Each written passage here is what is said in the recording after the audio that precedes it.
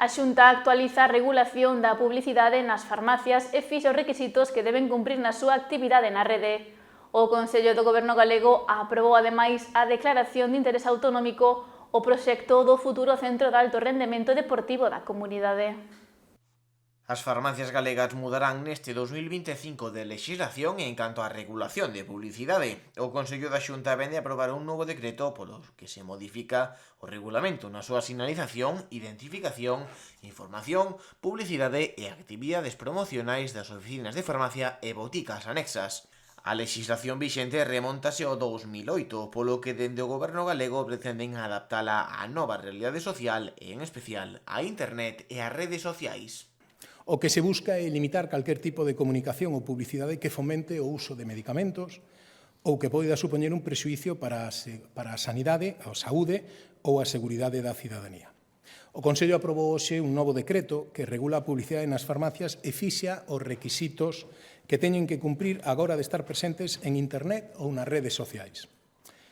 Entre as principais novidades é que únicamente poderán incluir datos xerais de identificación, enderezo, teléfono, horario, nas bolsas, no empaquetado ou tamén no ticket ou na web.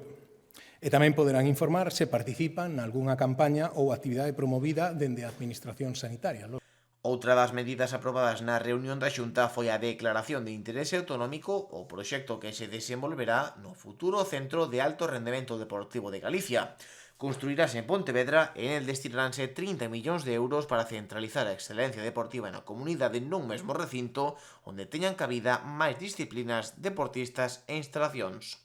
O Consello acordou hoxe declarar de interés autonómico o futuro Centro de Alto Rendemento de Galicia, que se vai a construir en Pontevedra e no que se van a investir preto de 30 millóns de euros.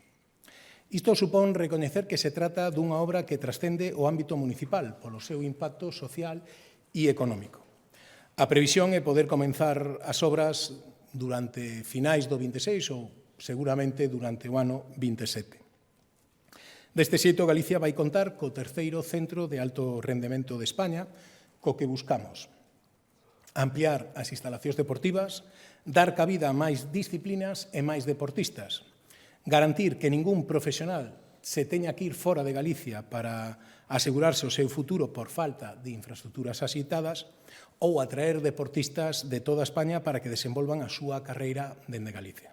Diego Calvo anunciou ademais o inicio do plan de mellora e accesibilidade viaria do Camiño de Santiago. Centrarase en tramos da ruta inglesa ao seu paso polos concellos de Santiago e Abegondo. O obxectivo deste plan, dotado de 40 millóns de euros, é afastar os peregrinos das zonas máis perigosas da circulación para garantir a súa seguridade. O obxectivo é afastar os peregrinos das zonas máis peligrosas de circulación dos vehículos. Pois ben, o Consello aprobou hoxe os proxectos a realizar de melloras da seguridade viaria en 2 puntos do Camiño Inglés, en concreto os pasos polo concello de Santiago e Abegondo, cun investimento de 890.000 euros. Por unha parte, vaise crear un itinerario peonil paralelo á Estrada 550 ao seu paso polo lugar da Sionlla, en Santiago de Compostela, e se instalarán sinalizacións das rutas, barandas e balizas para impedir a entrada de vehículos nesa senda.